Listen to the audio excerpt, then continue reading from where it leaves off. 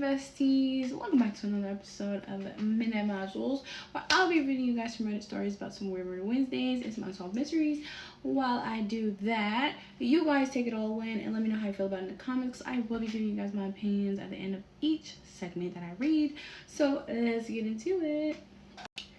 Alright besties, so this one is called Unsolved Triple Murders in the Colorado Bowling Alley.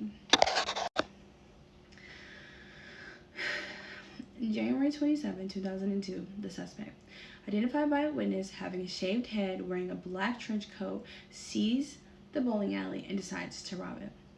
He parked his dark pickup truck and enters the bowling alley carrying a handgun, orders 2 employees and a bowler in an office. At gunpoint, the assistant manager opens the safe.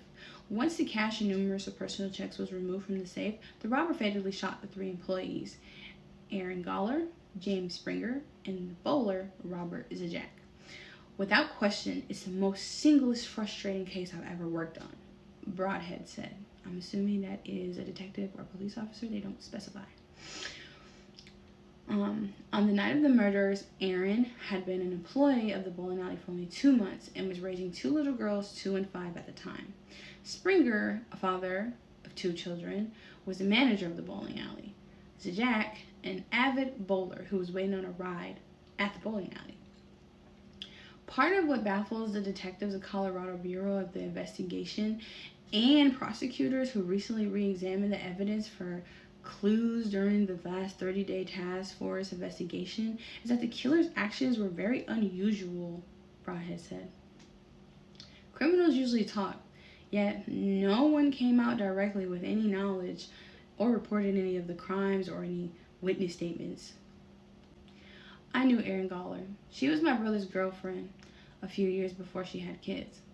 Theories on the case range from a random robbery to Erin's meth connections. She was a small-time user, not a dealer, and I can't figure out the logic behind going to a small customer's work, robbing it, and killing 3 people just because they owed you a little money.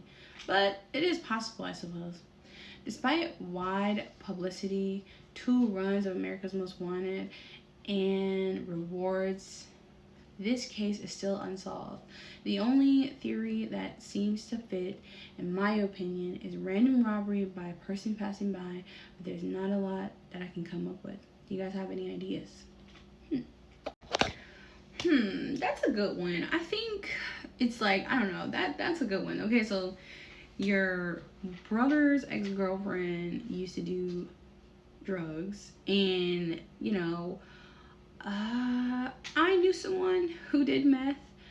They were not my friends or anything, but my dad was involved with this person, and they, for the most part, were okay, but they did do some crazy stuff, and now they're in prison for the rest of their lives. So it kind of tracks. If they were a heavy user, you know, those type of chemicals can mess up with your brain, etc., etc. Or they could have just been on some like get rich quick scheme. I don't know, because like, I don't know, this was back in 2002, you know, crimes back then, like certain sprees and stuff like that, if you did a decent crime and you knew some scheduling and stuff like that, it could have definitely been like, oh well, I know this routine, I know this route, let me go and figure out how I'm gonna rob this place or this person.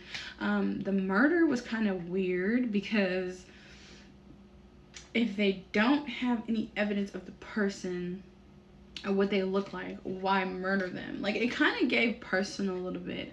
I don't really know how many times they were shot. I don't know, you know, well, no one really knows the you know, what happened inside of the room, the back room, the manager's office or whatever, but they do know that like this was a murder and it started with a robbery. I'm sure that person probably could have just robbed the place and got up out of there and nobody probably would have known who they were. But who am I don't know. And then how was like the cameras? Like, there was no cameras apparently, because it went on America's Most Wanted and they still haven't been caught yet. That's disturbing and that's really messed up, but it just kind of seems all over the place. I don't know, maybe the witness was the person. Like, have you ever thought about that too? Because like, witnesses tend to sometimes be the murderers or the criminals. A lot of the times criminals try to get heavily involved with the case because they want to know if the person or the cops or anyone is on to them, which kind of gets them caught in the end anyways. But I don't know, besties, y'all let me know how y'all think about that in the comments. Let's get to the next story. Okay, Okay, besties, this one is called Who Killed the Plains River 3? Triple Murder in Cypress, Texas, Unsolved. On August 18, 2024, at approximately 6 a.m. in Cypress, Texas, a triple homicide occurred inside of a home at the end of a cul-de-sac. After the murders, the suspect set the house on fire and fled the scene. The victims were Kelly M., Colin F., and Cameron R., Colin's girlfriend. All three lived in the home together, which backs up to the community center that has a tennis court behind it. The suspect is described to be a tall male with a large upper build wearing a hoodie. Surveillance footage captured him being dropped off at a nearby street. He walked to the home, entered around 6:05, and within minutes, all three of the victims were shot. And then the fire started shortly after. Between 6:11 and 6:14 a.m., the suspect fled on foot, cutting through the tennis courts, reached the getaway car, and then the getaway car picked him up, shut off the headlights, and drove away, moving towards Highway 290. Several cameras recorded both the suspect and the vehicle, but the poor lighting and low resolution have made identification difficult.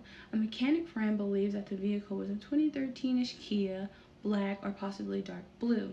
If anyone has any insight on the vehicle, the footage, or anything that stands out, please share any ideas. If you and all are welcome. Honestly, that is a tragedy and that is really messed up. This happened last year, guys. Like, come on. I just feel like people are getting too out of hand with all this murdering stuff.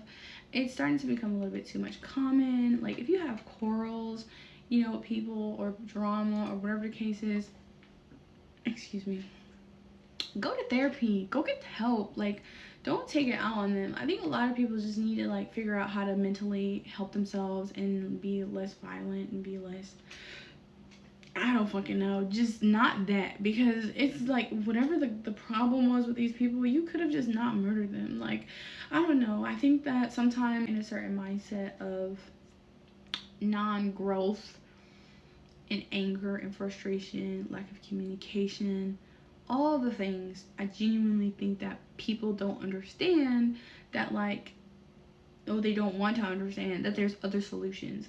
Murder is never the freaking solution. Now, does that mean I've never wanted to unalive someone before? I plead the fifth. But does that mean that it's right to murder someone? It just depends on the situation for me. It's if you're doing just heinous things to people, I don't know, the death penalty was around for a reason. But I don't think that, all situations should be solved with murder. I think some people just need to be in their right mind, do what's right, and just report someone if they've harmed you, or just move around and learn how to move gracefully. And it's really hard to say that, but I've been through so much stuff that people should have been unalived for, or harmed for, or put to prison for, or whatever the case is. And I'm not saying just because I went through it that you have to stick around and let it happen to you, but I will say that taking a life over something that, didn't take your life, I don't think it's necessary. But let's get to the other story, besties. I'm just chatting. Amy M.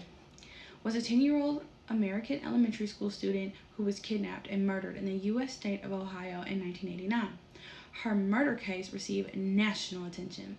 The story of her unsolved kidnapping and murder was presented by John Walsh on the television show America's Most Wanted during the programs of its earlier years. To date, her killer has not been found yet, and the case remains active. New information in 2007 and 2013 has increased hopes for resolving the case.